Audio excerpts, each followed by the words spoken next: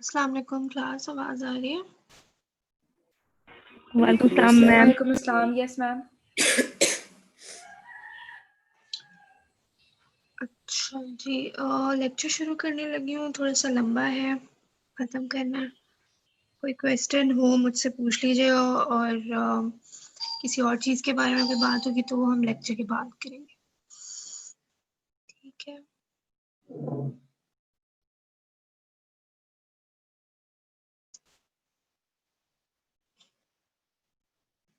अगर आवाज़ का इशू हो जाए ना बीच में, मुझे बता दीजिएगा। अच्छा जी,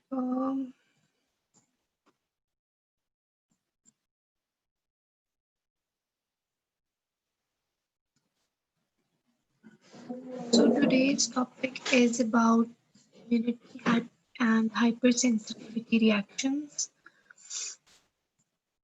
Immunity is basically, it's a Greek word. What is the definition? It is a balanced state of organism having adequate biological defense. आपका defense system है body का to fight against infection, diseases और कोई भी unwanted biological invasion है, कोई pathogen invasion है, उसके against fight करने के लिए, while having adequate tolerance to avoid allergy or autoimmune diseases.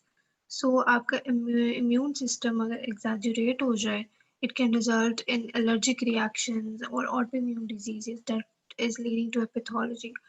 But in normal condition, immunity is not going to do this. वो इसको avoid करेगी. So there is a balanced defense system in your body. So types of immunity में एक adaptive immunity होती है और एक होती है innate. Talking about adaptive, एक specific immune system है. That is a subsystem of overall immune system containing highly specialized and systemic cells. And करना क्या है जी, pathogens को eliminate करना है. It is highly specific to particular pathogen and it can provide long lasting protection. ठीक है, आगे हम देखेंगे कि क्या डिफरेंशिएशन होती है इम्यूनिटी की टाइप्स में, लॉन्ग लास्टिंग कौन सी है और शॉर्ट टर्म कौन सी है, और इसके जो कंपोनेंट्स जो इसके अंदर इंक्लूड होते हैं, ह्यूमरल इम्यूनिटी के भी होते हैं और सेल मीडिएटेड के. ह्यूमरल जो इम्यूनिटी होगी उसमें क्या होगा, उसमें बी सेल्स इन्वॉल्व होते हैं और एंटीबॉडीज बनती हैं, और जैसे कि एंटीबॉडी एक स्पेसिफिक एंटीजन से अटैच होती है और इस तरह वो उसको सेल लाइसिस करके रिमूव करती है. और जो सेल मेडिएटेड इम्यूनिटी होती है उसमें आपके टी सेल्स इन्वॉल्व होते हैं. ये आगे आएगा, इस पे स्लाइड भी आएगी कि टी सेल्स जो होते हैं आपके, वो किस तरह से काम करते हैं. वो जो इन्फेक्टेड सेल होगा उसके अंदर ही साइटोकाइंस रिलीज करेंगे और उससे सेल डेथ करवाएंगे. और ये जो सेल मेडिएटेड होती है ये as compare to humoral long lasting immunity होती है और परमानेंट इम्यूनिटी होती है. इसमें वही बात है कि ह्यूमरल इम्यून रिस्पॉन्स में आपके बी सेल्स होते हैं और सेल मेडिएटेड में टी सेल होते हैं. ये दो सेल्स आपको याद रख लेने चाहिए. अच्छा, और अब आपकी जो इम्यूनिटी है उसमें मेजरली आपके क्या इंक्लूड होते हैं. lymphocytes तो होते हैं. There are different kinds of lymphocytes. इससे पूरा एक टेबल हम देखेंगे. But B and T major हैं जो आपके इम्यूनिटी में इन्वॉल्व है. Human body has about 2 trillion lymphocytes constituting 20 to 40% of the WBCs. बाकी आपके न्यूट्रोफिल्स होते हैं, यूसिन एक्सेट्रा. तो we are talking about lymphocyte majorly. Their total mass is about the same as the brain or liver, and peripheral blood contains 2% of the circulating lymphocytes. CD8 positive T lymphocytes and cytotoxicity. Cytotoxic T cells CD8 positive T lymphocytes को ही कहते हैं, या इनको हम cytotoxic कहते हैं, that induce the death of the cells that are infected with viruses. इसके बाद एक टी सेल्स होते हैं हेल्पर टी सेल्स. इनका कोई साइटोटॉक्सिक या फेगोसाइटिक एक्टिविटी नहीं है कि उन्होंने सेल लाइसिस करवाना है, साइटोटॉक्सिसिटी करानी है या इंगल्फ कर लेना है. They're not going to kill the infected cells and clear the pathogens, but They manage the immune response. They help the immune response by directing other cells to perform these tasks. उनको help out करेंगे कि वो phagocytosis कर लें या वो cytotoxicity करें, उसकी भी आगे हम देखेंगे. इनके different types हैं. ठीक है. जो है वो हेल्पर टाइप 1 सेल्स है. इसमें क्या होगा जी, the response is characterised by production of interferon gamma. Interferon gamma जो है ये प्रोड्यूस करेगा जो आगे मैक्रोफेजेस को एक्टिवेट करेगा कि वो अपनी उनकी बैक्टीरियाइडल एक्टिविटी एक्टिवेट हो जाएगी. They are going to fight against bacteria. ठीक है. और एक तो ये हो गया मैक्रोफेजेस को इसने इंड्यूस किया. दूसरा ये बी सेल्स को इंड्यूस करता है to make opsonising and complement fixing antibodies. इससे सेल मीडिएटेड इम्यूनिटी होती है. बी सेल्स जो होंगे वो तो कोटिंग बना देंगे और कॉम्प्लीमेंट फिक्सिंग एंटीबॉडीज.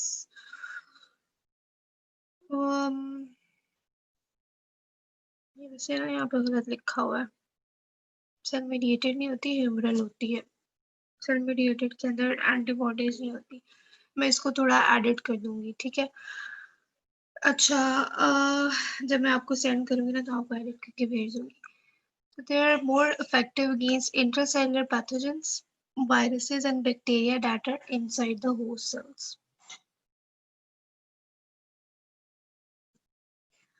अच्छा जी, जो टाइप 2 होते हैं उसके इओसिनोफिल्स को इंड्यूस करना होता है बाय रिलीजिंग इंटरल्यूकिन 5. इंटरल्यूकिन जो होते हैं आपकी क्या होते हैं, प्रोटीन्स होते हैं, साइटोकाइंस की फॉर्म होती है that mediate the communication between the cells. और ये इम्यून रिस्पॉन्स में इन्वॉल्व होते हैं सेल ग्रोथ वगैरह के अलावा. तो इम्यून रिस्पॉन्स उनका ये काम होता है कि हेल्पर 2 से उनको सिक्रीट करेंगे और वो इओसिनोफिल्स को जाके इंड्यूस करेंगे, स्टिमुलेट करेंगे to remove parasites. Parasitic infection में eosinophil हुआ होता है because eosinophils are going to fight against it. इसके अलावा इंटरल्यूकिन 4 को रिलीज करते हैं जो हेल्प आउट करती है बी सेल्स को इन आइसोटाइप. आइसोटाइप स्विचिंग क्या होती है? आइसोटाइप स्विचिंग को आइसोटाइप क्लास स्विचिंग और इम्यूनोग्लोबुलिन क्लास स्विचिंग कहते हैं. It is a biological process that changes a B cell's production of antibody from one class to another. For example, क्योंकि आपके B sales होते हैं ना, इन्होंने एंटीबॉडीज बनानी होती है. सो इसमें आइसोटाइप चेंज होता है. अगर आईजीएम थी तो वो आईजीजी में कन्वर्ट होगी. सो इसको हम आइसोटाइप स्विचिंग कहते हैं. So this is how it's helping out B cells by interleukin 4. और इसमें ये होता है कि जो हेल्पर टाइप 2 सेल्स हैं वो एक्स्ट्रा सेलुलर बैक्टीरियल रिस्पॉन्स के लिए ज़्यादा इफेक्टिव होते हैं और पैरासाइट्स हैं, हेलमेंट्स हैं, टॉक्सिन्स हैं, इन सारे इन्फेक्शन में आउटसाइड द सेल. और जो टाइप 1 थे वो इनसाइड द सेल ज़्यादा इफेक्टिव थे. ठीक है.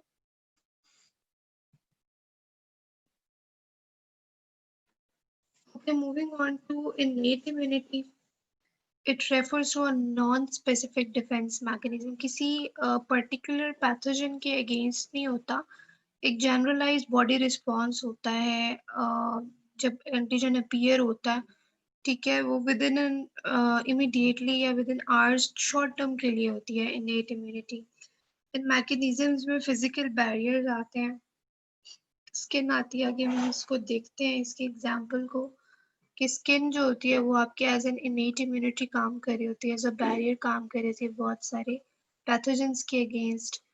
Chemicals in the blood and immune system cells that attack the foreign cells in the body ये सारे innate immunity हैं. Anatomical barriers include physical, chemical and biological barriers. These are the examples. The epithelial surfaces form a physical barrier that is impermeable to most of infectious agents, acting as the first line of defense against the invading organism. जैसे epithelial surface या dermis की है, skin है आपकी. Desquamation और shedding of a skin epithelium, क्योंकि normally skin की shedding होती रहती है. We do not know, नाम में नजर आती है but because it's very microscopic. But desquamation जो है एक normal process होता है. It helps to remove the bacteria and other infectious agents that have adhered to the epithelial surface of the skin. इसके बाद है presence of sebaceous glands in the dermis. They provide an environment which is unsuitable for the survival of microbes. So sebaceous glands जैसे sebum produce होता है, कुछ लोगों में ज्यादा होता है, कुछ लोगों में कम होते हैं ये glands, depending upon the skin type and making the environment unfavorable for microbes. GIT और रेस्पिरेटरी ट्रैक के अंदर मूवमेंट हो रही होती है. जीआईटी में पेरिस्टालसिस होता है और रेस्पिरेटरी ट्रैक में सिलिया होते हैं, स्मॉल हेयर लाइक स्ट्रक्चर जो मूवमेंट करवा रहे होते हैं. जो भी फ्लूइड होता है या लिक्विड होता है, whatever thing is going on, it also helps to remove the infectious agent. और जो गट फ्लोरा होता है that can prevent the colonization of pathogenic bacteria. क्योंकि गट फ्लोरा आपका पैथोजेनिक नहीं होता है, नॉर्मल गट फ्लोरा भी होता है. उसका काम होगा कि वो पैथोजेनिक बैक्टीरिया को कॉलोनाइज नहीं करने देगा बाय सिक्रेटिंग टॉक्सिक सब्सटेंसेस और bye competing with the pathogenic bacteria. So this is all the part of the innate immunity. और एक एग्जांपल है टीयर्स और सलाइवा. ठीक है, they help prevent the infection of eyes and mouth, क्योंकि उसमें भी मूवमेंट हो रही होती है तो उसको फ्लैश अवे कर देते हैं. The system does not provide long-lasting immunity to the host and इसमें immediate defense against the infection होता है और उसके थोड़ी देर बाद वो खत्म हो जाता है.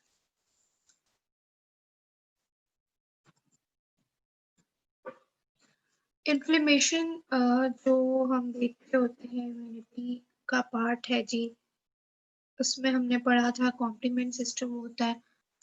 इनेट ल्यूकोसाइट्स कौन से होते हैं? इन्फ्लेमेशन जो है वो इनेट इम्यूनिटी का पार्ट है. ठीक है, जो आपको विद इन आवर्स या जैसे एक्यूट इन्फ्लेमेशन हो रही होती है, that is a part of it. इसमें नेचुरल किलर सेल्स इन्वॉल्व होंगे.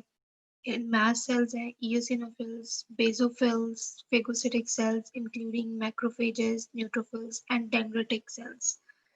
They function within the immune system by identifying and eliminating pathogens that might cause infection. हम inflammation पढ़ चुके हैं, तो उसके different cells भी पढ़ चुके हैं कि किस तरह वो cytokines वगैरह रिलीज करते हैं. और phagocytosis होगा और cell lysis और cell death होगी.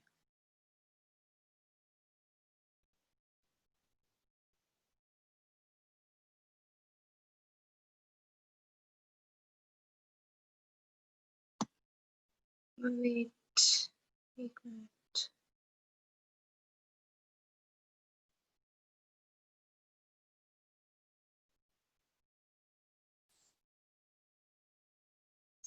ये बच्चों ये कहीं क्लोज हो गया है. आई एम रीओपनिंग इट, थोड़ा सा वेट करिए.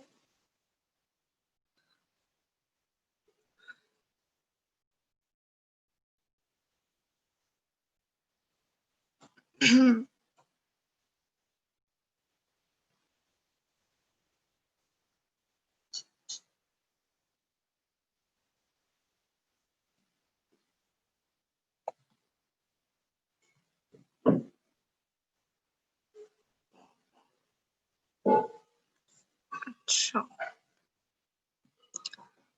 ओके.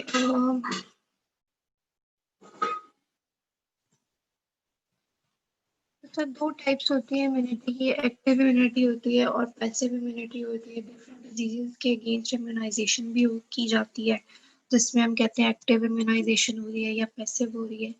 जो एक्टिव होती है that is produced actively by the immune system of the host. जैसे जब एक्टिव इम्यूनिटी हमने किसी डिजीज के अगेंस्ट करनी होती है, जैसे पोलियो वगैरह, उसमें हम कहते हैं लाइव अटेनुएटेड ऑर्गेनिज्म इंजेक्ट किया जाता है. वो ऑर्गेनिज्म जो होता है वो लाइव है लेकिन वो अटेनुएटेड है, वीक होता है. ठीक है, या नॉर्मली भी जो बॉडी के अंदर इम्यूनिटी हो रही होती है या जो हम इंड्यूस कर रहे होते हैं. So it is induced by infection और by contact with an immunogen, जैसे कोई पैथोजेन है, बैक्टीरिया है. And immune response is durable होता है, इफेक्टिव होता है, but it develops only after a long period, takes time. और अगर पेशेंट इम्यूनो डेफिशिएंट है तो उसके अंदर एक्टिव इम्यूनिटी का कोई फायदा नहीं अगर आप उसको दे भी रहे हैं, क्योंकि इम्यून सिस्टम ही उसके अंदर इन्वॉल्व होना होता है. बॉडी का अपने इम्यून सिस्टम ने नेचुरली एंटीबॉडीज बनानी होती है. और देयर इज नो इनहेरिटेंस. अगर एक बंदे इम्यूनिटी है तो वो उसको आगे इनहेरिट नहीं करेगा. पैसिव इम्यूनिटी क्या होती है? इसमें प्रिपेयर्ड रेडीमेड एंटीबॉडीज होती हैं, ठीक है, जो आप जो है वो उसको दे रहे होते हैं। Received passively by the host and immune system doesn't participate, क्योंकि आप डायरेक्टली एंटीबॉडीज दे रहे हो और उसका इम्यून सिस्टम को बनाने की जरूरत नहीं है वो एंटीबॉडीज, ठीक है। इम्यून रिस्पॉन्स शॉर्ट लिव्ड है और लेस इफेक्टिव है एज कम्पेयर टू एक्टिव, क्योंकि आपने बाहर से एंटीबॉडीज दी थी, उसकी अपनी नहीं थी। जितनी आपने उसको दी होंगी वो अपना काम करेंगी and then they will go away. Immunity effective immediately इसका, लेकिन इफेक्ट है उसका डिलेड आता है एक्टिव का। इम्यूनो डेफिशिएंट होस्ट में आप प्रिपेयर्ड एंटीबॉडीज ही देंगे, उसकी इम्यूनिटी जो है वो इटसेल्फ एक्टिव इम्यूनिटी जो है वो काम नहीं कर सकती। और it may be acquired from the mother. Passive immunity mother से एक्वायर्ड होते हैं, हम देखेंगे इम्यूनोग्लोबुलिन जो प्लेसेंटा को क्रॉस कर देते हैं या ब्रेस्ट मिल्क के थ्रू, उसको हम कहते हैं कि ये पैसिव इम्यूनाइजेशन होता है, क्योंकि वो एंटीबॉडीज होती हैं जो मदर से फीटस को या न्यूबॉर्न बेबी को जा रही होती है, ठीक है। जैसे कि पैसिव जो इम्यूनाइजेशन होती है रेबीज वगैरह में करते हैं हम, या हेपेटाइटिस ए में।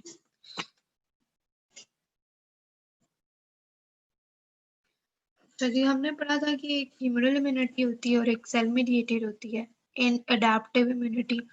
ह्यूमरल में मैंने आपको बताया था कि बी सेल्स होते हैं और उसमें एंटीबॉडीज बनाते हैं वो, और इसमें कॉम्प्लीमेंट सिस्टम इन्वॉल्व होता है। और जो सेल मेडिएटेड होगा इसमें टी सेल्स इन्वॉल्व होते हैं और एंटीजन प्रेजेंटिंग सेल्स होते हैं। मैक्रोफेजेस वगैरह हम आगे देखेंगे कौन कौन से हैं।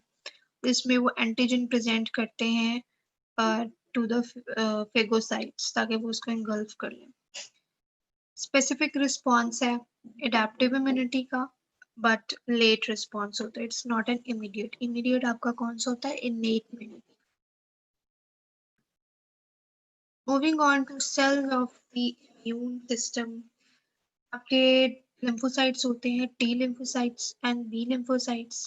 Plasma cells modified B cells ही होते हैं, जो आगे क्या बनाएंगे बी सेल्स, एंटीबॉडीज। मैक्रोफेजेस को हिस्टोसाइट्स भी कह सकते हैं, and macrophages are your antigen presenting cells. उसके बाद डेंड्रिटिंग होते हैं, ये भी एंटीजन प्रेजेंटिंग सेल्स है। And then in the end लिखा हुआ है जी नेचुरल किलर सेल्स। अब इनके काम क्या होंगे? T lymphocytes होते हैं, they're thymus derived lymphocytes, standing for T. Thymus is a small organ जिसके एंडोक्राइन एंड इम्यून सिस्टम में फंक्शंस होते हैं, जो प्रेजेंट बिहाइंड द स्टर्नम, जो यूजुअली प्यूबर्टी के बाद रेजोल्यूट कर जाता है।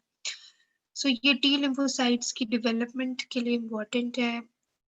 T lymphocytes have role in cellular or cell-mediated immunity, and it constitutes 60 to 70% of the peripheral lymphocytes. Differentiation of the T cells होगी, और helper T cells, they are essential to the differentiation of B cells into plasma। उनका function पढ़ चुके हैं type 1 and type 2।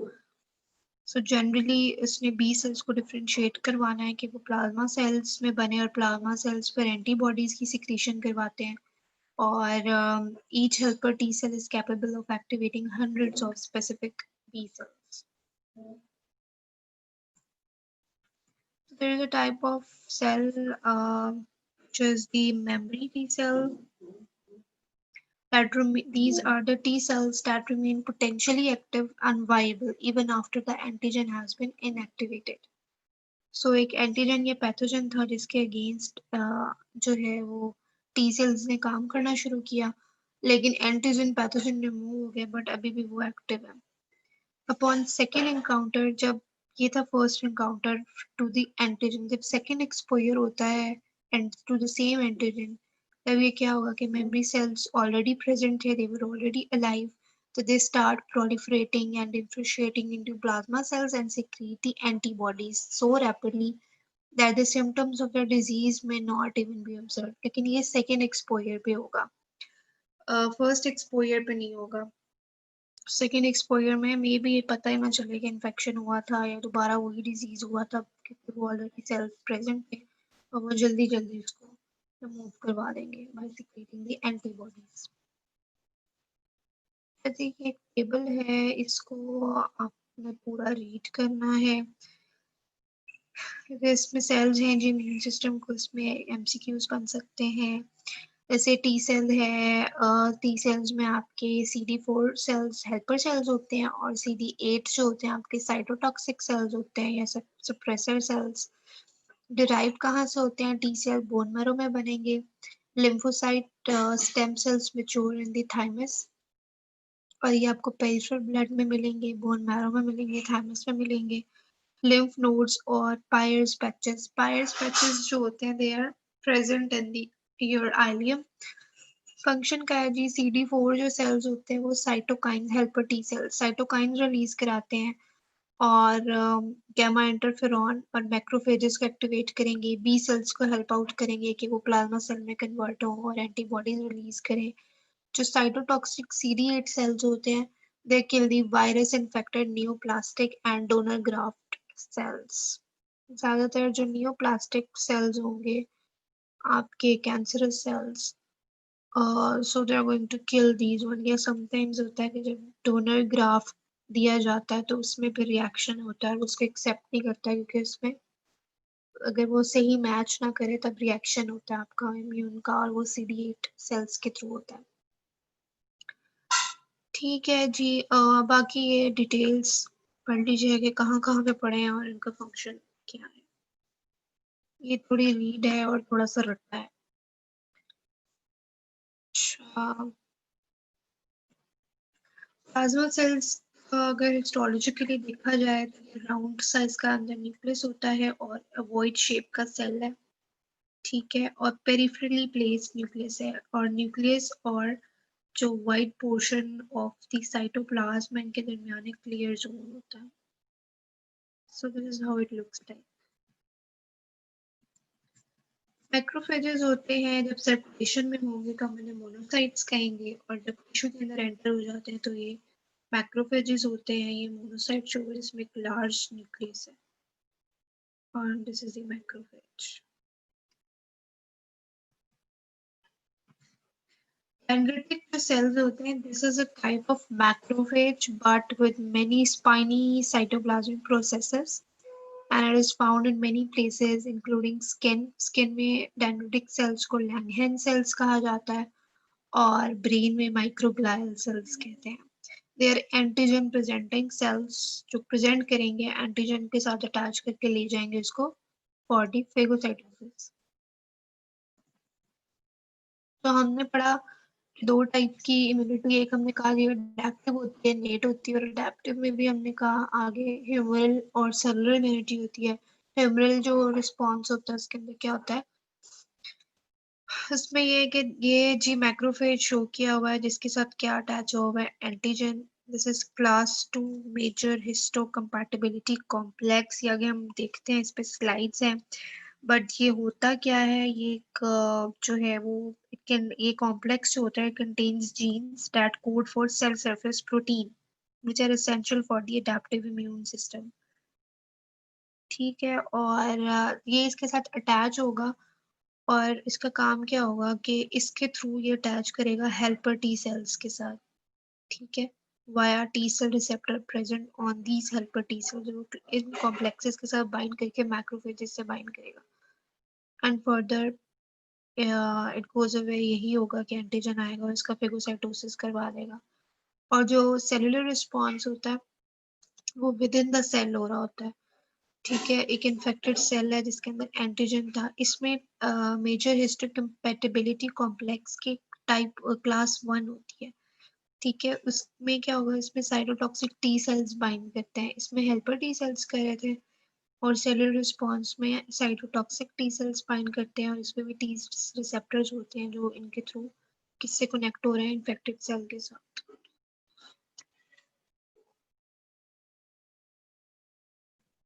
So organs that are producing antibodies कहाँ कहाँ बनेगी, that is also important as in MCQ point of view। Spleen में बनती है, आपके lymph nodes बनाएंगी, and bone marrow tissues including pierce patches जो आइलियम में पड़े हुए हैं।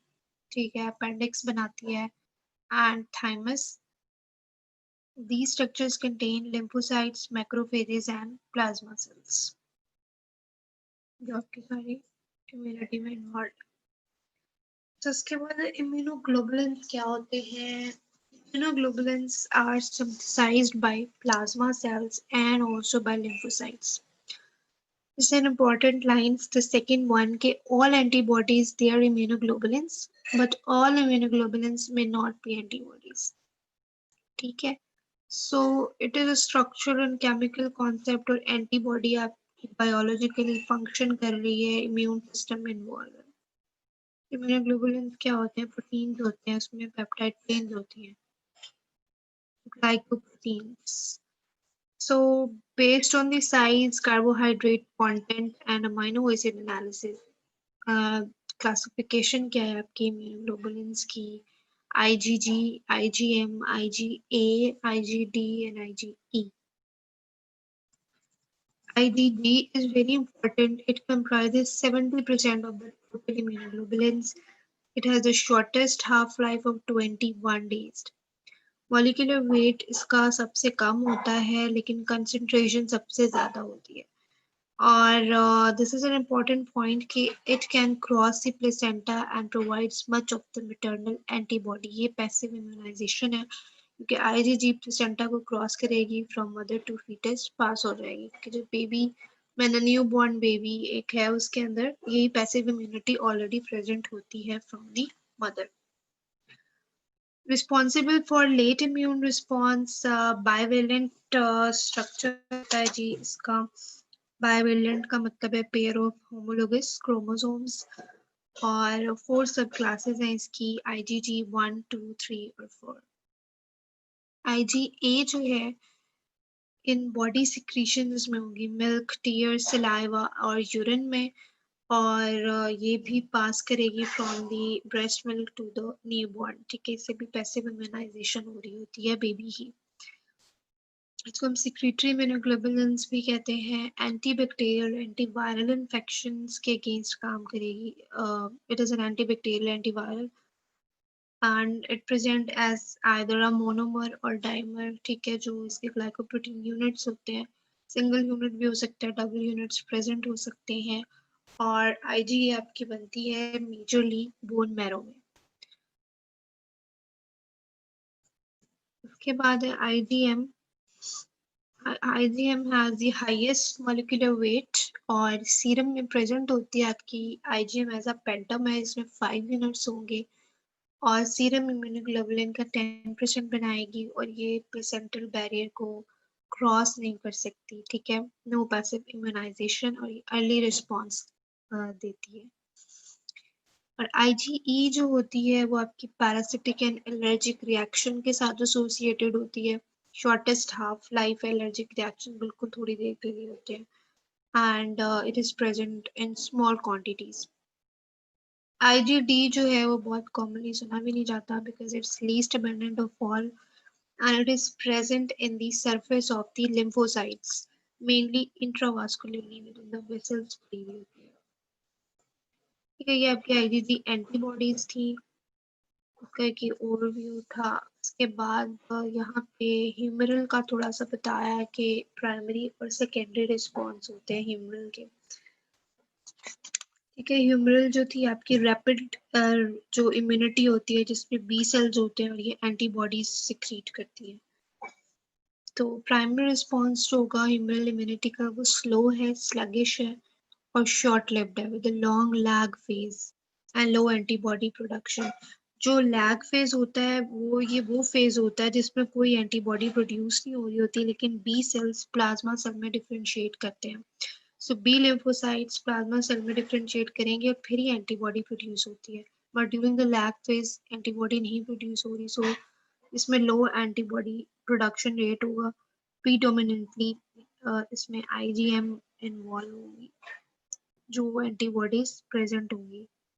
सेकेंडरी जो रिस्पॉन्स होता है इसका प्रॉम्प्ट एंड पावरफुल होता है। सेकेंडरी रिस्पॉन्स का मतलब यही है कि प्राइमरी रिस्पॉन्स कब आएगा जब फर्स्ट एक्सपोजर होता है आपका। ठीक है, तो फर्स्ट एक्सपोजर पे जो है वो डिफरेंशिएशन शुरू होगी बी सेल्स की इनटू द प्लाज्मा और फिर दोबारा जब उसी एंटीजन को एक्सपोज करेगा तो जो आपके प्लाज्मा सेल थे वो रेडी थे कि उन्होंने एंटीबॉडी सिक्रीट करनी है, they just waiting for it. जिसका रिस्पॉन्स बहुत ही प्रॉम्प्ट होगा और पावरफुल होगा, prolong with much high level of antibody production. इसमें प्रीडोमिनेटली आईजीजी बन रही होती है, ठीक है। अच्छा, हमने एक टर्म पढ़ी थी, major histocompatibility complex. It is a genetic locus on chromosome number 6 which codes for the cell surface compatibility. Human leukocyte antigens भी हम इनको कहते हैं in the humans और H2 in the mice. Its major job is to make sure all the self-cell antigens are recognized.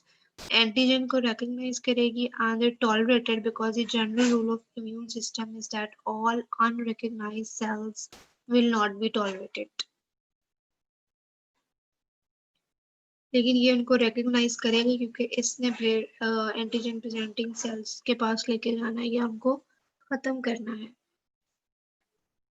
तो ये उनको attach करवाएगी, जो हमने ऊपर देखा था। अच्छा, लोकेशन क्या है एमएचसी की? Short term of chromosome number 6। जो एचएलए जीन्स होती हैं, इसको हम ह्यूमन ल्यूकोसाइट एंटीजन भी कह रहे होते हैं। They are unique to each individual. But ये जो एचएलए ये जो जीन्स होती हैं जो इसको इनकोड करती हैं, it is also associated with a disease, जिसमें एक है जी HLA-B27 with ankylosing spondylitis. It is a rare type of arthritis जिसमें स्पाइन के अंदर पेन और स्टिफनेस होती है, ठीक है, बैक पेन वगैरह। और HLA-DR2 मल्टीपल स्क्लेरोसिस के अंदर इन्वॉल्व होती है। इसमें मल्टीपल स्क्लेरोसिस में एक्चुअली क्या होता है, डीमाइलिनेशन हो जाती है। माइलिन शीट जो आपकी नर्व्स की प्रेजेंट होती है, that is demyelinated in the CNS, brain और स्पाइनल कॉर्ड दोनों के अंदर। so, इसके साथ जो है वो HLA जो एसोसिएटेड है। और D3 and DR4 they are these are associated with type 1 diabetes mellitus। तो 3 डिजीजेज हैं जिसके साथ एसोसिएशन है, ankylosing spondylitis, multiple sclerosis and type 1 diabetes. अच्छा, ये जो MHC है जी, इसकी दो क्लासेस होती हैं, दो टाइप्स होती हैं। जो क्लास 1 है उसमें कहा है कि जो encoded by HLA-B and C। That's not important, you should just know कि इसकी दो टाइप्स हैं और इनका काम क्या होता है, ये कहाँ होती हैं। They present on the membranes of all the nucleated cells. They are not present on mature RBCs, ये प्लेटलेट्स में प्रेजेंट होते हैं। And they are recognized by CD8 T cells and natural killer cells. और जो class 2 होते हैं, they are present on antigen presenting cells, B cells, macrophages, dendritic cells, and they are recognized by CD4 T cells. CD8 आपके cytotoxic थे और ये CD4 है। तो टाइप 1 जो है, इसने कहा है कि ऑल न्यूक्लिएटेड सेल्स और प्लेटलेट्स के अंदर प्रेजेंट होती है सेल सरफेस ग्लाइकोप्रोटीन्स और एंटीजेंस।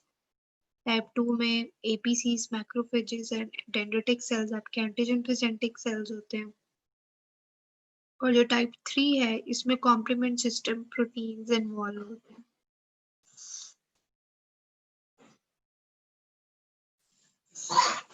अच्छा, इसके बाद है hyper sensitivity reactions, injurious consequences in sensitized host following contact with specific antigens। ठीक है, नॉर्मली तो ये होता है कि जब एंटीजन आपकी बॉडी में आ रही है तो एक इम्यून सिस्टम आता है, that is a normal response. But hyper sensitivity के अंदर जो इम्यून रिस्पॉन्स होता है दैट इज एग्जैजरेटेड। और इसमें क्या होगा कि वो आपकी अपनी बॉडी को जो है वो इंजरियस इफेक्ट दे रही होती है, right, causing tissue damage, disease और इवन डेथ भी हो सकती है अगर hyper sensitivity reaction are very exaggerated. So these reactions are concerned with what happens to the host rather than what happens to the antigen. What happens to the antigen is being considered in your normal immune system. But hypersensitivity में exaggerated immune responses हैं जो कि individual को नुकसान देंगे। And there are 4 types of the hypersensitivity reaction जिसके हम one by one detail देखते हैं। Type 1 जो होती है इमीडिएट हाइपर सेंसिटिविटी है, टाइप 2 एंटीबॉडी मीडिएटेड होती है, टाइप 3 जो है वो इम्यून कॉम्प्लेक्स मीडिएटेड है और type 4 cell mediated hyper sensitivity है। अच्छा इनको देखते हैं ये है क्या।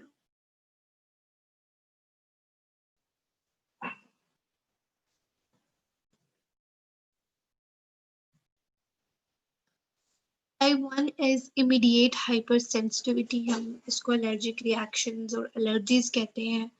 Antigens will react with fixed antibodies. जो एंटीबॉडी आपके टाइप 1 में इन्वॉल्व होती है, जो इमीडिएट रिएक्शन देती है वो होती है आईजीई। और आईजीई जो होती है उसने मैस्ट सेल्स और बेसोफिल्स के साथ बाइंड करना होता है। फॉर एग्जाम्पल ये एक म्यूकोजल लाइनिंग है, ठीक है, और एक एलर्जन आया जैसे पोलन आया और लंग्स में चला गया, ठीक है।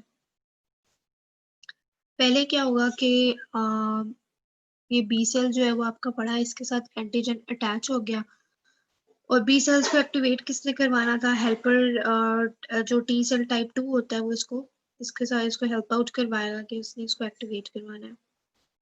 पर इसमें क्या होगा जी, production of IgE secreting B cell होगा, आईजीई आपकी एंटीबॉडी सिक्रीट होगी और ये आईजीई क्या करती है, एफसीआर1 एक पोर्शन होता है मैस्ट सेल्स के ऊपर, उसके थ्रू ये अटैच हो जाती है मैस्ट सेल्स के साथ, ठीक है। एंटीजन आया, उसने बी सेल के साथ जाके एलर्जन ने या पोलन ने या एंटीजन ने अटैचमेंट कर ली और वहां से क्या हुआ कि वो आईजीई सिक्रीट करेगा, आईजीई ने मास्ट सेल्स के साथ अटैच करना, ये तो फर्स्ट एक्सपोजर में, ठीक है। सेकेंड एक्सपोजर जब सेम एलर्जन या सेम पोलन को होगा तब क्या होगा, मैस्ट सेल्स एक्टिवेट हो जाएगा, उसके साथ ऑलरेडी जो है वो एंटीबॉडी लगी हुई थी, प्रिपेयर्ड थी, तो इसने क्या करना है फिर साइटोकाइंस को रिलीज कर देना है। दो तरह से चीजें हो सकती हैं, या तो मैस्ट सेल्स क्या करेगा, वेजो एक्टिव अमाइंस और लिपिड मीडिएटर्स को रिलीज करवाएगा, जैसे इमीडिएट हाइपर सेंसिटिविटी रिएक्शन होता है like minutes after the repeat exposure to the allergen, या फिर ये साइटोकाइंस रिलीज करेगा, इंटरल्यूकिन्स वगैरह, इसमें लेट फेज रिएक्शन आता है, फौरन से एलर्जिक रिएक्शन नहीं आएगा, सेकेंड एक्सपोजर पे अराउंड 2 to 8 आवर्स जो है लगेंगे जिसके बाद ये रिएक्शन देगा। सो हाइपर सेंसिटिविटी टाइप 1 के अंदर एक एलर्जन या पोलन आया, ठीक है, बाइंड किया आपके बी सेल के साथ, बी सेल के साथ इसको हेल्प आउट करे जी हेल्पर टाइप 2 सेल, उसके बाद बी सेल्स ने आईजीई सिक्रीट कर दिया which is your antibody in the type 1 और ये आईजीई जाके मास्ट सेल से बाइंड करेगा। उसके बाद जब second exposure to the same antigen होता है, मास्ट सेल्स जो होते हैं उनकी डीग्रेनुलेशन होती है और वो अपने सारे वेजो एक्टिव अमाइन जो साइटोकाइन जो मीडिएटर्स हैं वो रिलीज करेगा। सो इसका मतलब जो फर्स्ट एक्सपोजर था उस पे जो है वो रिस्पॉन्स नहीं आ रहा, सेकेंड एक्सपोजर पे आएगा।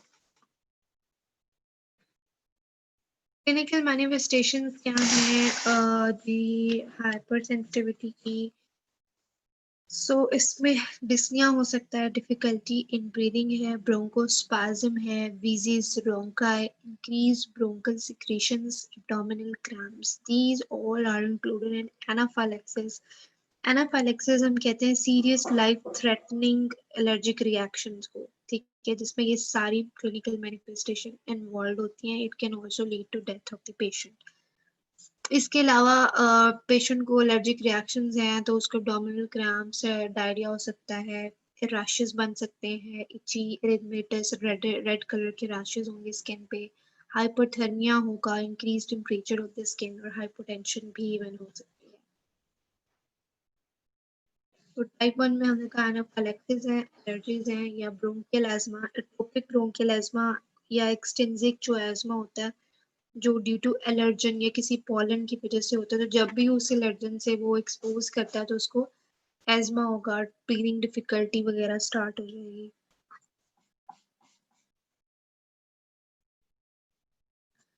तो उसके बाद है टाइप साइटोटॉक्सिक हाइपर सेंसिटिविटी। इसमें जो पैथोजेनेसिस है इसमें आईजीजी जो है वो इन्वॉल्व होती है। टाइप 1 में हमने आईजीई कहा था, टाइप 2 के अंदर आईजीजी आएगी। इसमें कॉम्प्लीमेंट सिस्टम एक्टिवेट होता है, जिसमें जी रोल हमने पढ़ा था, मेम्ब्रेन अटैक कॉम्प्लेक्स बनता है कॉम्प्लीमेंट में। सारा कॉम्प्लीमेंट सिस्टम जो है वो टाइप 2 के अंदर इन्वॉल्व होता है। Antibody dependent cell mediated cytotoxicity होगी और सेलुलर डिसफंक्शन हो जाएगा। ये हम ऑलरेडी पढ़ चुके हैं complement dependent reaction in detail के किस तरह से कॉम्प्लीमेंट एक्टिवेट होगा। एंटीजन एंटीबॉडी कॉम्प्लेक्सेस जो है वो आपके बन रहे थे क्लासिकल पाथवे के अंदर, ठीक है। उसके थ्रू ये सारा कुछ होगा, इसमें मैक बनेगा और जो मेम्ब्रेन अटैक कॉम्प्लेक्स होता था वो सेल लाइसिस करवा लेता था, सारे कंटेंट्स उसके मूव आउट कर जाते थे और cell lysis eventually cell death हो जाती थी। तो ये टाइप 2 के अंदर हो रहा होगा। एग्जाम्पल सी हुई है, किस में हो सकता है कॉम्प्लीमेंट डिपेंडेंट रिएक्शंस होंगे टाइप 2 के अंदर। ट्रांसफ्यूजन रिएक्शंस में हो सकता है। एरिथ्रोब्लास्टोसिस फर्टाइलिस जो होती है, that is a haemolytic anaemia in the fetus. इसमें ये होता है कि जो मदर होती है RH पॉजिटिव होती है और जो फीटस होगा वो RH नेगेटिव होगा। तो जो मदर होगी वो उसको परसीव करता है, जो फीटस सेल्स होते हैं जो सर्कुलेशन से अंदर जाते हैं RBCs, तो वो उसको as a foreign body perceive कर रही होती है और उसमें एंटीबॉडीज बनाना शुरू कर देती है। और अगर ये एंटीबॉडीज प्लेसेंटा से क्रॉस करके फीटस में चली जाए तो उसमें क्या होगा, वो उसके RBCs को किल आउट करना शुरू कर देते हैं क्योंकि एंटीबॉडीज बन गई और इसमें जिसको हम कहते हैं कि हेमोलिटिक एनीमिया होंगे। सो ये जो सारा रिएक्शन होता है जिसमें ये एंटीबॉडी बन रही होती है, सब कुछ ये कॉम्प्लीमेंट के थ्रू हो रहा होता है, ठीक है। उसके बाद है ऑटो इम्यून हेमोलिटिक एनीमियाज होते हैं, एक ग्रैनुलोसाइटोसिस और थ्रोम्बोसाइटोपेनिया, प्लेटलेट्स डिक्रीज हो जाती हैं। इसमें अपने ही ब्लड सेल्स के अगेंस्ट एंटीबॉडीज बन जाती हैं। फिर नंबर 4 पे एक कंडीशन है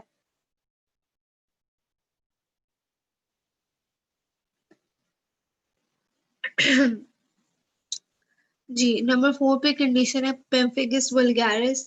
इसमें क्या होगा जी, एंटीबॉडीज बनती हैं ये desmosomes. Pemphigus vulgaris is a rare autoimmune disease जिसमें स्किन के ऊपर और म्यूकस मेम्ब्रेन पे बड़ी पेनफुल ब्लिस्टर्स बन जाते हैं। और इसमें क्या होता है, एंटीबॉडीज अगेंस्ट डेस्मोसोम्स बनती है। डेस्मोसोम्स जो होते हैं ना, ये प्रोटीन्स हैं जो कि सेल टू सेल एडहेजन करवा रहे होते हैं, ठीक है। और जो इस कंडीशन में क्या होगा, जो केराटिनोसाइट्स होंगे एपिडर्मिस ऑफ द स्किन के अंदर, उनके अंदर एडहेजन नहीं होगी क्योंकि उसके अगेंस्ट एंटीबॉडीज बन गई हैं डेस्मोसोम्स के अंदर। So basically it will result in disruption of the barrier function served by the intact skin, ठीक है। इसको जस्ट एन ओवरव्यू, तो आपको पता हो कि डिजीज है क्या। और इसके अलावा जो ड्रग रिएक्शन होते हैं बॉडी के अंदर डिफरेंट मेडिकेशंस के या डिफरेंट ड्रग्स के, that is also complement based reaction. So these were some examples of complement. तो उसके बाद है टाइप 2 के अंदर एंटीबॉडी मीडिएटेड सेलुलर डिसफंक्शन होते हैं, ठीक है जी, जिसमें एंटीबॉडीज बन रही होती है, इसमें कॉम्प्लीमेंट नहीं इन्वॉल्व होता। मिस्थेनिया ग्राविस के अंदर जी एंटीबॉडीज बन जाती हैं पोस्ट साइनेप्टिक एसिटाइलकोलिन रिसेप्टर्स। इसमें एसिटाइलकोलिन जो होती है वो साइनेप्स में रिलीज नहीं होती और नर्व ट्रांसमिशन नहीं होती, और इससे क्या होता है, स्केलेटल मसल वीकनेस हो जाती है आपकी बॉडी के अंदर, ठीक है जी। उसके बाद सेकेंड एग्जांपल है जी टाइप 4 कोलेजन के अगेंस्ट एंटीबॉडीज बनती है in Goodpasture syndrome. Goodpasture syndrome को हम एंटीग्लोमेरुलर बेसमेंट मेम्ब्रेन सिंड्रोम भी कहते हैं, किडनी के अंदर होता है ये भी एक रेयर ऑटो इम्यून डिसऑर्डर है जिसमें डायरेक्टली एंटीबॉडीज बन जाती हैं बेसमेंट मेम्ब्रेन के against in the lungs and kidneys both, जिसकी वजह से किडनी और लंग डिसफंक्शन होगा, ब्लीडिंग शुरू हो जाती है, ठीक है जी। So this is also a type 2 hyper sensitivity reaction. Number 3 में है परनीशियस एनीमिया। इसमें भी डायरेक्टली एंटीबॉडीज बनती है इंट्रिंसिक फैक्टर के अंदर। इंट्रिंसिक फैक्टर जो होता है वो आपके विटामिन B12 के साथ बाइंड करता है और इंटेस्टाइन के अंदर आपका विटामिन B12 एब्सॉर्ब हो रहा होता है। ठीक है, जब ये फैक्टर इसके अगेंस्ट एंटीबॉडी बन जाएगी, ये फैक्टर नहीं होगा तो विटामिन B12 डिफिशिएंसी हो जाती है, जिसको हम पर्नीशियस एनीमिया कहते हैं। उसके बाद नंबर 4 पे देखें जी, एक्यूट रोमाटिक फीवर।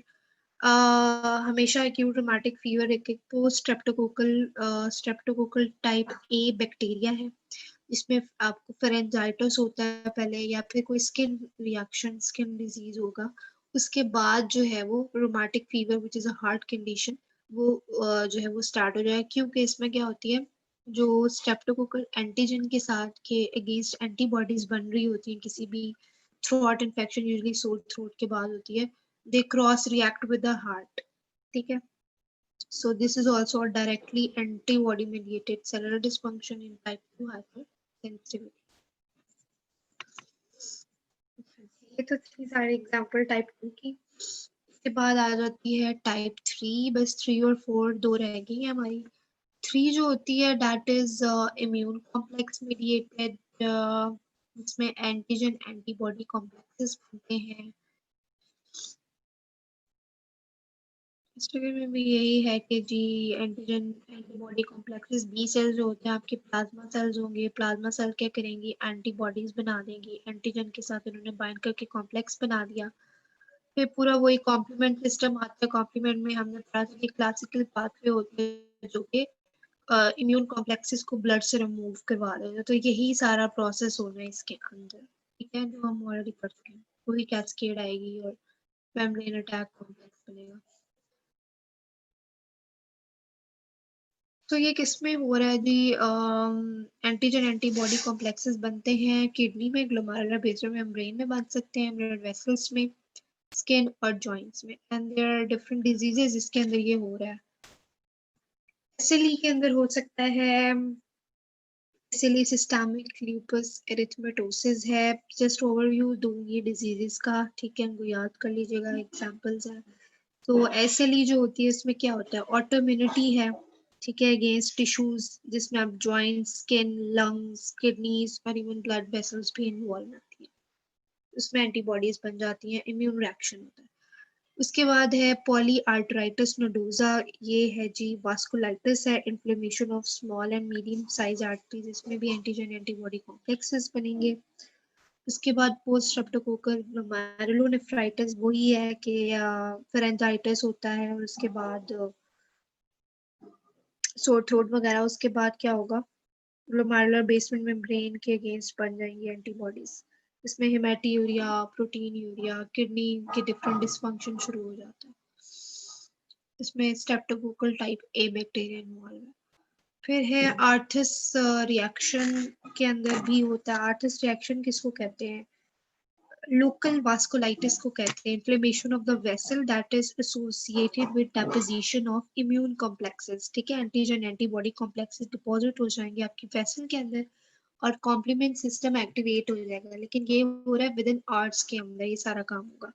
और जो सीरम सिकनेस होती है उसमें क्या होगा कि अगर आप कोई मेडिकेशन दे रहे हैं, ठीक है, अगेंस्ट हाइपर सेंसिटिविटी कंडीशन के लिए या इम्यून के किसी ऑटो इम्यून डिजीज के लिए आप उसको मेडिकेशन दे रहे हैं that is made up of proteins, उन प्रोटीन्स के अगेंस्ट आपका इम्यून सिस्टम मेडिकेशन वो सॉरी एंटीबॉडीज बनाना शुरू कर देता है। सो इट मीन्स क्या, you are already treating a disease, ठीक है, और उसके अगेंस्ट एंटीबॉडीज बन गए, सो उस मेडिकेशन का कोई फायदा नहीं होगा, वो सीरम सिकनेस में होता है। या फिर ये होता है कि इसमें जो एंटी सीरम होता है आपकी ब्लड के अंदर जो होता है वो जो एंटीबॉडीज बन रही होती है नेचुरली उनके अगेंस्ट जो है वो उसको किल आउट करना शुरू कर देता है, तो दैट इज सीरम सिकनेस, और ये विद इन डेज हो रही होती है। उसके बाद रूमेटॉइड आर्थराइटिस है। रूमेटॉइड आर्थराइटिस जो आपको पता ही है कि जॉइंट्स की इन्फ्लेमेशन होती है, पढ़ा होगा आपने। टेटेनस वैक्सीन जो होती है इसमें भी आपकी है वो टाइप 3 चल रही होती है, सेंसिटिविटी। इसके अलावा हाइपर सेंसिटिविटी निमोनाइटिस है, that is inflammatory lung condition. तो ये बस डिजीजेस जो है वो इनको एग्जाम्पल्स को याद कर लीजिएगा। सो इसमें क्या हो रहा है जी, इम्यून कॉम्प्लेक्स की फॉर्मेशन होती है, वो जाकर डिपॉजिट हो जाता है इन अ रिलेटिव टिश्यू और इसके बाद इस इम्यून कॉम्प्लेक्स ने वेसल्स में ब्लड सर्कुलेशन से रिमूव होना होता है, that is occurring in the classical. अच्छा जी, उसके बाद है type 4 cell mediated hyper sensitivity होती है। सेल मेडिएटेड में हमने कहा था टी लिम्फोसाइट्स इन्वॉल्व होते हैं, सेंसिटाइज्ड टी लिम्फोसाइट्स होंगे that are ready to induce the allergic reactions, वो सेंसिटाइज होंगे। Principal pattern of immunological response to intracellular microbiological agent Mycobacterium tuberculosis, जो आपका टीबी होता है, पल्मोनरी टीबी, इसमें माइकोबैक्टीरियम होता है, तो उसमें टाइप 4 हाइपर सेंसिटिविटी है। वायरसेस, फंजाई, प्रोटोजोआ और पैरासाइट्स के अगेंस्ट भी हो सकती है टाइप 4। तो जी इसमें 2 फॉर्म्स होती हैं टाइप 4 की, एक डिलेड टाइप, इसमें CD4 टी सेल्स होते हैं, ठीक है। फर्स्ट एक्सपोजर टू एंटीजन होगा, CD4 T cells along with class 2 MHC से अटैच करेंगे, और CD4 टी सेल्स जो है वो डिफरेंशिएट हो जाएंगे हेल्पर टी सेल्स टाइप 1 के अंदर। हेल्पर टी सेल्स क्या करेगा, जब वो इंटरल्यूकिन्स को, इंटरफेरॉन गामा को, TNF alpha, lympho different mediators को रिलीज करवाएगा, और जब मीडिएटर रिलीज होते हैं तो क्या होती है, इन्फ्लेमेशन होती है वहां पे, और हाइपर सेंसिटिविटी में ये सारा प्रोसेस होगा वाया मीडिएटर्स। इसके एग्जाम्पल है ट्यूबरकुलिन स्किन टेस्ट, जो टीबी के अंदर कर रहे होते हैं, एक स्किन टेस्ट होता है, कॉन्टैक्ट डर्माटाइटिस और ग्रैनुलोमेटस इन्फ्लेमेशन।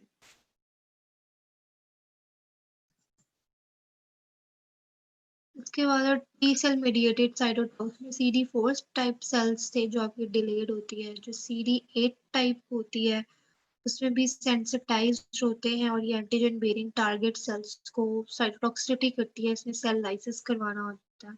और ये होती है आपकी किसमें इन्वॉल्व है जी, ग्राफ्ट इन रिजेक्शन के अंदर, वायरस इन्फेक्शंस में और ट्यूमर इम्यूनिटी में। ये जो सारी चीजें है ना, ये एग्जांपल्स मैं आपको पढ़ी होंगी, शायद अभी आपको याद भी नहीं हो रहा होगा समझ। उसका ये है कि जब आप खुद रीड करेंगे, और ये थोड़ी सी चीजें होती है रट्टे लगाने वाली, तो ये आपको थोड़ा सा याद रखना पड़ेगा कि कौन से सेल्स हैं किस रिएक्शन में। और पहले आप इम्यूनिटी पढ़ें और उसके बाद हाइपर सेंसिटिविटी में ये चीजें आपको याद रखनी पड़ेगी। So it's not a thing वही। ट्यूबरकुलिन स्किन रिएक्शन यहाँ पे शो किया हुआ है, ठीक है। और डायरेक्ट एंटीजन और सेल कांटेक्ट किस में हो रहा होता है, ग्रैनुलोमा में और कांटेक्ट डर्माटाइटिस में। कांटेक्ट डर्माटाइटिस क्या होता है कि डायरेक्टली जो होता है, जो भी एलर्जन होता है या एंटीजन होता है, वो स्किन के साथ इन कांटेक्ट आ जाता है और उसमें इच्छी सा रैश बन जाता है, ठीक है। फॉर एग्जांपल कॉस्मेटिक्स से हो सकता है, सोप से, ज्वेलरी से, ठीक है। तो दैट इज कांटेक्ट डर्माटाइटिस। इस मोलाइटिस में भी होती है।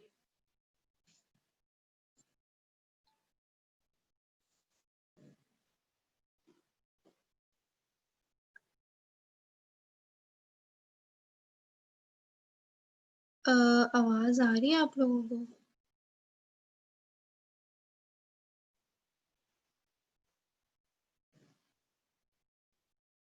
अच्छा, ठीक है। बस जी अभी लास्ट स्लाइड आ गई, इसमें एक समरी है, हमने क्या पढ़ा कि हाइपर सेंसिटिविटी के 4 रिएक्शन है।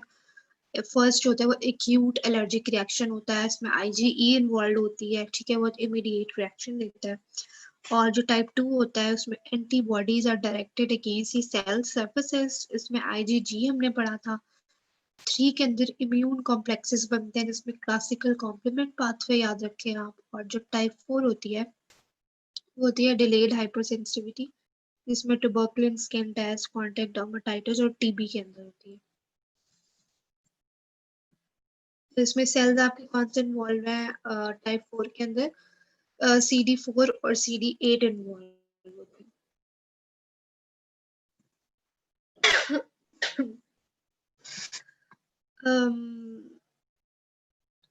चलिए जी, अब कोई क्वेश्चन है तो पूछ लो।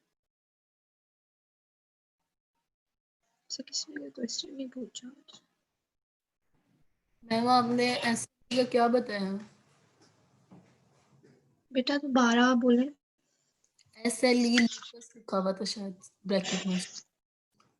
आपकी आवाज कट रही है, मुझे या तो चैट में लिख दे, मुझे समझ नहीं आ रही आपकी आवाज।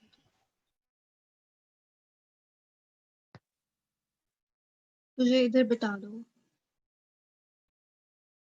क्या पूछ रही हो।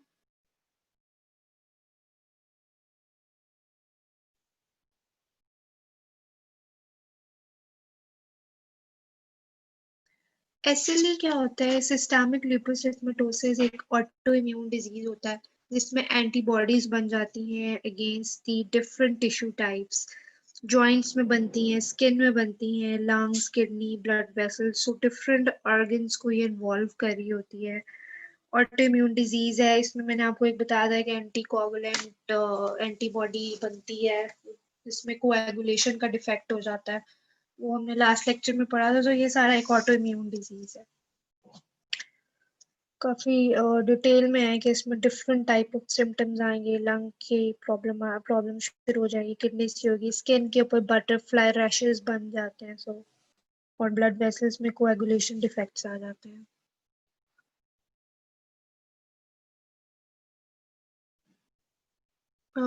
और कोई क्वेश्चन है? जब आप इसको पढ़ेंगे और एक दफा रीड करेंगे और थोड़ी सी इनकी जो है वो मीडिएटर्स और सेल टाइप्स जो है वो याद रखने वाली चीजें होती हैं वो करेंगे, तब कोई, अगर आपको कोई क्वेश्चन हो तो आप मुझे मेल करके तब भी पूछ सकते हैं when you are reading the lecture. ठीक है।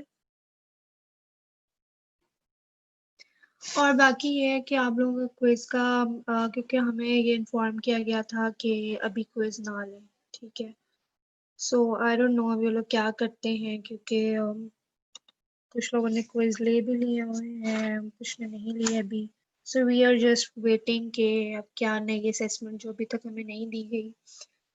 फ्राइडे सैटरडे कहा था, आज मंडे हो गई, मे बी आज आ जाए तो फिर उसके मुताबिक पता चलेगा कि may be quiz is not included in assessment या मे बी इंक्लूड कर दें अब, लेकिन अभी तक तो यही बताया। सो लेट्स सी, उसके अकॉर्डिंगली फिर हर चीज जो है वो डिवाइस हो जाएगी। सो फिलहाल क्विज का कोई वो नहीं है जब तक कि नोटिस नहीं आता।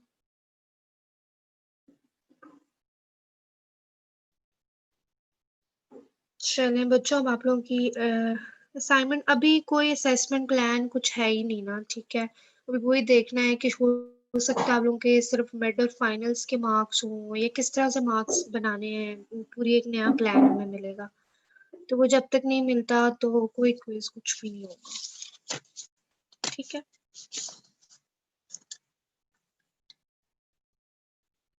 अच्छा, मैं आप लोगों की अटेंडेंस लेती हूँ।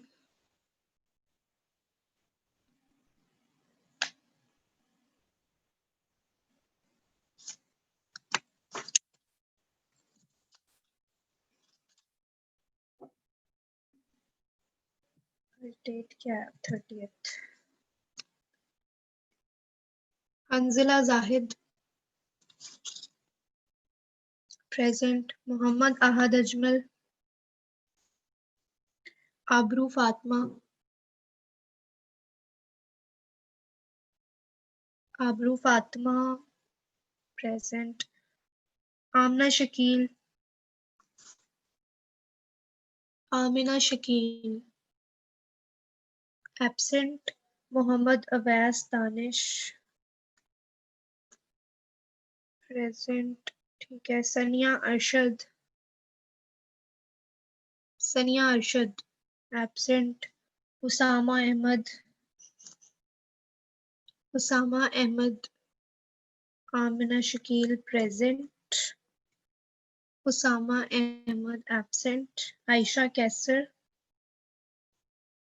आयशा कैसर एब्सेंट। माहीन रऊफ, आयशा कैसर प्रेजेंट। उसामा अहमद भी प्रेजेंट है और महीन भी प्रेजेंट है। तंजीला तारिक, बीनिश मजीद, नवीरा तजम्मुल। हाँ जी उसामा, आपकी लग गई है। Navira Tajammul absent. Amna Manzoor, Amina. Bisma Tahir present. Saira Aslam, Mohammad Sharoon absent. Zain Asif, Zain Asif absent. Syed Ammar Abbas, Mohammad Sharoon और जैन आसिफ की इतनी सारी एब्सेंट्स हैं, इनको क्रॉस करने लगी हूँ। सैयद अमार present. नूरुलैन Fatima, नूरुलैन Fatima absent. Shahtaj Bajwa present. किरण मुस्तफा, मिसबा नियाजी, मिसबा नियाजी एब्सेंट। वर्दा लियाकत, शहरयार, मारिया हारून, मारिया हारून एब्सेंट। निम्रा खान, फतीना जुबैर, मोहम्मद तैमूर अली। ये आज मैंने टॉपिक पढ़ाया है ना, यहाँ पे मैं पढ़ के आने, नेक्स्ट टाइम मैं क्वेश्चंस पूछूंगी, आने चाहिए आपको। अच्छा, मोहम्मद अली खान, मिसबा नियाजी। अच्छा जी, मिसबा, ठीक है मिसबा।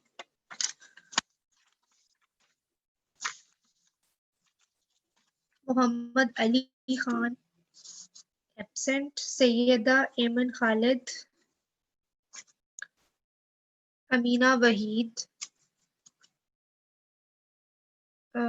मरियम अब्बास, मरियम अब्बास, ठीक है। समन जावेद, इकरा तबस्सुम, सैयद मोहम्मद हसन,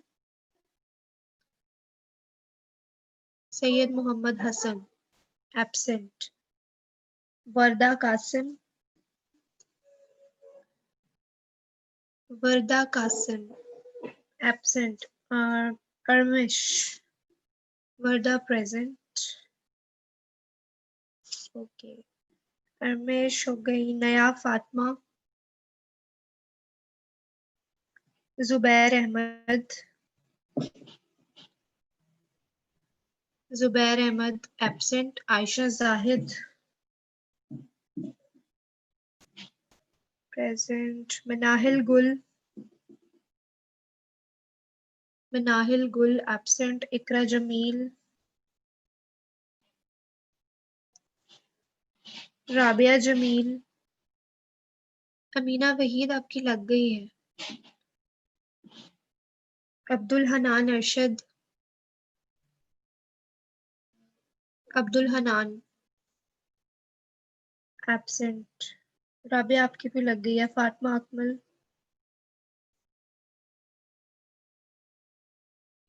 मनाहिल गुल, ठीक है। Manahil your present. Fatima Akmal absent. Saveera Aslam present. Abdul Razzaq, Abdul Razzaq absent. Mubeena Abdul Hafeez, Areej Fatima, Nadia Talib,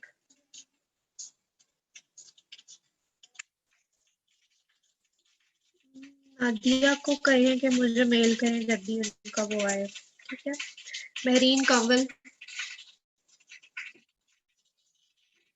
present.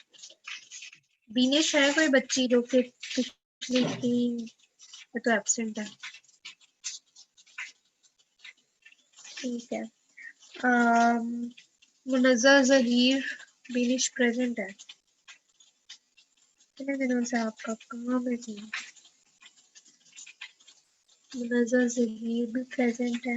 Manahil Kashif present. Khatija Shakeel present. Maryam Saif Maryam Saif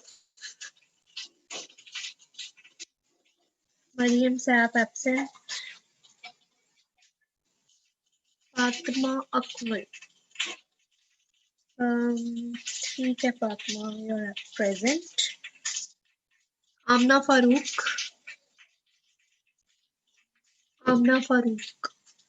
इकरा रहमान, अच्छा जी। खतीजा जफर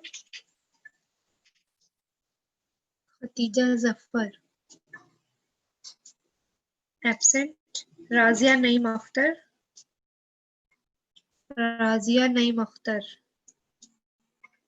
एब्सेंट। रवान नदीम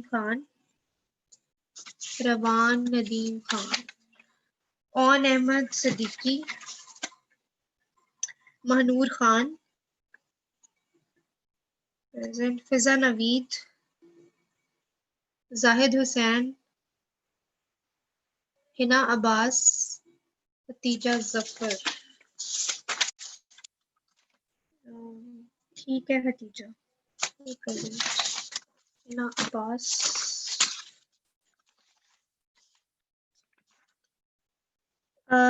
मासूमा जहरा, ठीक है आप सबकी लग गई है अभी तक जिनका भी मैंने नाम बोला। राबिया अली, हुस्ना नसार, नूर फातिमा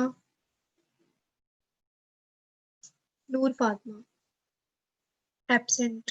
तूबा साबिर, नूर फातिमा, अच्छा ये 017 नहीं है, ये है नूर Fatima 136।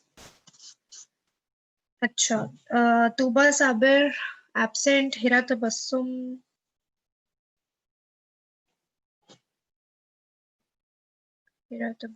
Present.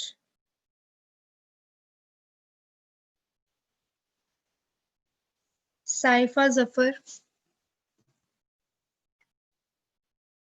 Present.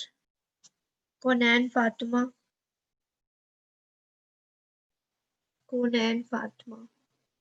Absent. Sobia Mansoor, Areej Asif, Zeenat Anwar, Anam Aslam, Zainab Saleem, Ayza Rashid, Ayesha Jamshed Konain present है, ठीक है। आयशा जमशेद एब्सेंट। आयशा सुमैया प्रेजेंट है, ठीक है। Sadiqa Shehzadi absent. Rugija Anam absent. Maimoona Rehman present. Nimra Naureen, Sehar Nadeem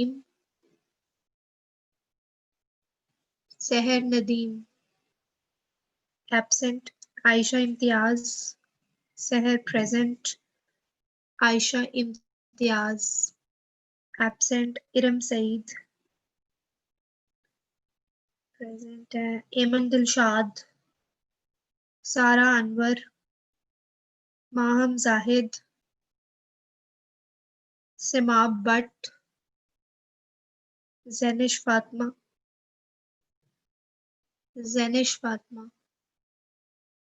सना हबीब, ठीक है। हिरा बिनते रजा, रिदा जहरा, माहम जुल्फिकार, जैनिश आपकी लग गई है और जाहिद हुसैन आपकी भी लग गई है। गाजिया वसीम, वाजिया एब्सेंट, रिमशा अमीन,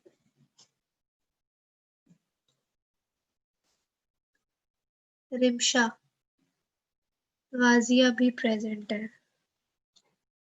कौन है? हिरा बिनते रजा, ठीक है ये प्रेजेंट है। रिमशा भी प्रेजेंट है। अनम नौरीन, कौन आपकी हो गई है। अनम नौरीन प्रेजेंट। जरवा गोहर, तहमीना, रिदा ज़ारा, ठीक है। Tehmina present. Iqra Rafiq, Iqra Rafiq absent. Hussain Ahmed, Iqra Rafiq present. Hussain Ahmed absent. Hadia Abid present. Bashair Ashraf present. Hajra Tariq, Maria Mansha, Maria Mansha, Noor Fatima 2017, Fiza Iftikhar, Asad Saif, Asad Saif absent है। असद सैफ। मोहम्मद उबैदुल्लाह, असद सैफ प्रेजेंट। मोहम्मद उबैदुल्लाह आए भी लेट है और आज आए भी नहीं है। मुझे ऐसे एक्सक्यूजेस नहीं पसंद कि आप लोग पहले इतने हफ्ते आते नहीं हैं फिर एब्सेंट हो जाते हैं। सरोज सिमाब प्रेजेंट, ठीक है। किसी की अटेंडेंस रह गई है तो जरा मुझे बता दें। एनीवन? राजिया का नाम बोला था, शायद आपको नेट नहीं होगा या जो भी था। ठीक है जी, और कौन है? नूरुलैन फातिमा, रवान, और कौन है जी? सनिया अरशद। नाम तो सबके ही बोले हैं। अब ये देखने वाली बात, आप लोग एंड पे आते हैं, ये नेट आप लोगों के डिस्कनेक्ट होते हैं। नया फातिमा, आई डोंट रिमेम्बर, मैं चेक कर लूंगी। नया, Raveeja Anam, anyone else? Hina Abbas, I check it, मुझे नहीं याद अब। अच्छा, राजिया, नूरुलैन फातिमा, नयाब, हिना अब्बास, रवान, सनिया अरशद और रगीजा आनम। एनीवन एल्स जिसकी अटेंडेंस का हुआ कोई इशू? चलो ठीक है, मैं इनकी रीचेक कर लूंगी और लगा दूंगी। और कोई इशू हो, कोई क्वेश्चन हो, आप लोग मुझे मेल करके पूछ सकते हैं। मनाहिल गुल जी बताएं।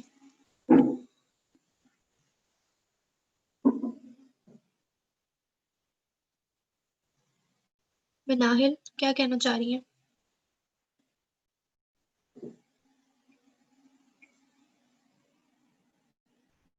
अस्का ईमान, अस्का ईमान से कहें कि जी मुझे मेल करें। Excuse me ma'am. मारिया मंशा, हाँ जी। मैम हमारी पोर्टल पे अटेंडेंस नहीं शो हो रही है अभी तक। हाँ, क्योंकि पोर्टल पे भी सारे लोग मैंने किए ही नहीं है। मैम वो इस तरह आइडिया नहीं ना होता कि कौन सी क्लास रह गई या कोई इशू ना हो गया उसकी वजह से। कोई इशू नहीं होगा, हो जाएंगे आप लोग इनरोल, डोंट वरी।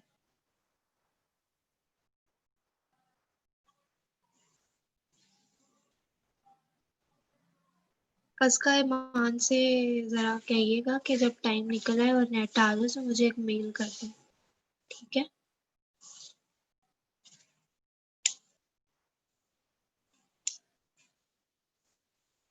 मारिया मंशा, आपकी अटेंडेंस तो हो गई हुई थी।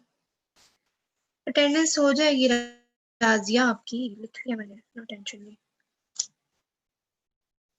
अच्छा जी, एनीवन एल्स? आयशा आयशा जमशेद, तब तो आप थी नहीं, आपने लेक्चर अटेंड किया है?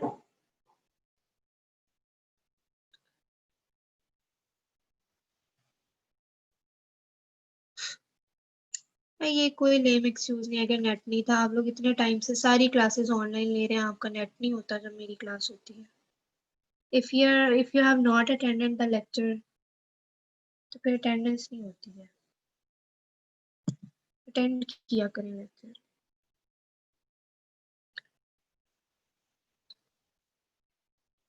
चले जी, ठीक है, कोई भी इशू हो you can mail me. Okay जी, अल्लाह हाफिज। और ये लेक्चर पढ़ के आइएगा अगली दफा। अल्लाह हाफिज।